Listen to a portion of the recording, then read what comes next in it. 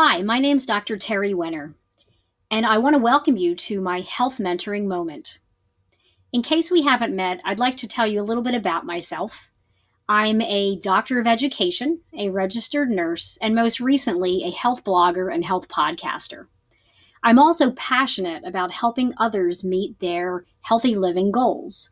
It doesn't matter if it's a physical goal, emotional, spiritual, relational, organizational, if you just need to kind of organize your life better. I want to be there for you. So, over the past few months, as I've started blogging and podcasting, I've seen a repeated theme in the clients that I've been working with that there's information overload. There's just way too much information. You don't even know what to do with it. And once you gather all this information, nothing really becomes of it.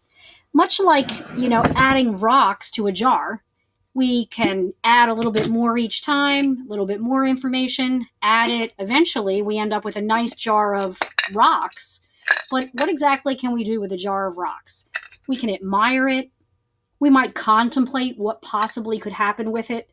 But ultimately, it ends up nothing more than a jar of rocks. So much like that, our health goals are very similar. If we just keep gathering information, we're not going to actually have anything that results from it. We're just going to have more and more information that we gather. But people really want the information to make a difference in their life. And what I believe it comes down to is that you have to be properly motivated and you have to have a good plan. So today we're going to focus on proper motivation. And next week, if you join me again, you'll be able to hear a little bit more about my ideas of healthy living plans.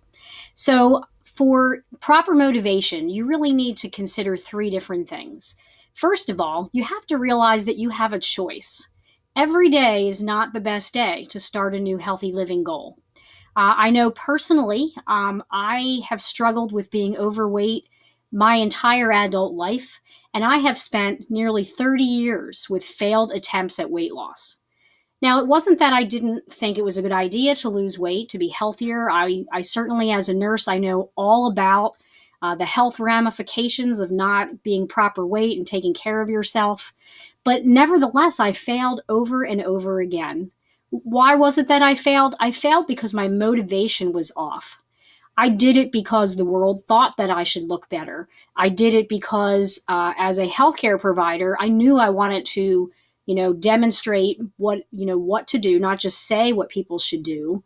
Other people would say things to me like, "Oh, looks like you put a little weight on, Ter." That of course is discouraging, but it wasn't enough to really motivate a change. It wasn't until the summer of 2013, just a few years ago, that I finally got motivated personally to do the right thing.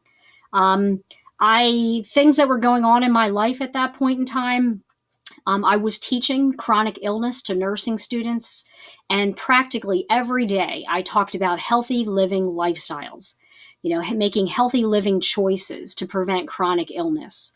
At the same time, I was involved in a dissertation, and my doctoral work was very taxing on me, really very stressful, very time consuming, and I found myself gaining more and more weight. I'm a little bit on the short side, under 5 feet, and I started to really resemble a beach ball more than a human being. So that was very disheartening to me. And there were a few people in my life right at that point in time that were also engaged in healthy living choices. A few of them were available to help motivate me. I think we inspired each other in certain ways.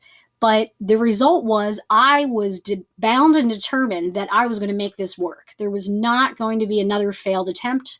And sure enough, it took 18 months, but I lost 50 pounds, and I've been successful in keeping the majority of that off. I will admit to you, the past few months have been a little bit rough, and I've slacked a little bit. Those of you who know me well know that I don't tolerate slacking, and I especially don't tolerate slacking in myself. So that's going to have to be something that I make a priority. I am remotivated to tackle that and to kind of bring myself back where I need to be. Ultimately you have a choice. And I think that's important. If you want to waste 30 years because you're not motivated right, that's a waste of time. So I encourage you to kind of seek out the right time and the proper motivation, not to be listening to what other people's goals for you are or what society says, but when the time is right for you. And, another thing is we deal with different things at different times. There might be a time in your life that you have to deal with an emotional problem or a relationship issue. And, weight loss and healthy eating and exercise are not high on the list. That's okay. You decide and, you make the decision, you make the choice.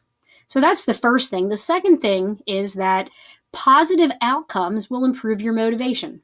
So, depending on how you set your goals is going to make a big difference. If you set your goals so high that, even a marathon runner couldn't meet those goals, or a Olympian could not meet those goals, that's ridiculous. Set your goals so that they're bite size and that you can actually achieve them. I had a friend that kind of motivated me a little bit in this area.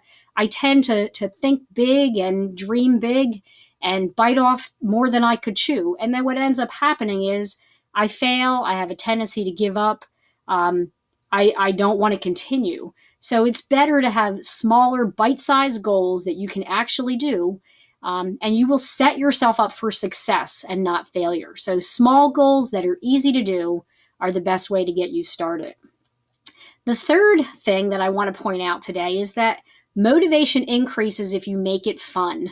So I like to tell my family, friends, and listeners and readers, I don't care if you're dancing around in your living room, with some kind of outfit that you like to dress up in. It doesn't matter. Whatever you can do that you enjoy to exercise and move around, burn calories, that's what you're going to keep doing. I do admit I tried for a little while to run outdoors. I'm bad at running outdoors. I didn't like it. I tried to find things to motivate me. One time I actually ran after a little dog and kind of made a game out of it. But I do have some chronic health issues. I have a breathing issue, an asthma problem, and I'm not really sure that outdoor running is best for me. So, instead of giving up, I changed to something that I like better. I do like running on a treadmill indoors. I like cycling indoors. I like to use the elliptical. I like to walk. I like to swim and bike ride. There's lots of things I like to do. But if I work on something that I don't like, or try to do it too often, too hard, pushing myself too hard, it's not going to be a good thing. So those are my 3 points for you to take away today. Realize you have a choice. Positive outcomes improve motivation. And third, motivation increases when you make it fun. So that kind of brings our session today to a close. I do encourage you to subscribe to my YouTube feed so that you won't miss an episode. I hope to have weekly episodes. And you can also check my website for blog and podcast updates if you like. That's drterriwenner.com. Until we meet again, enjoy each and every day and work toward living a happier, healthier life.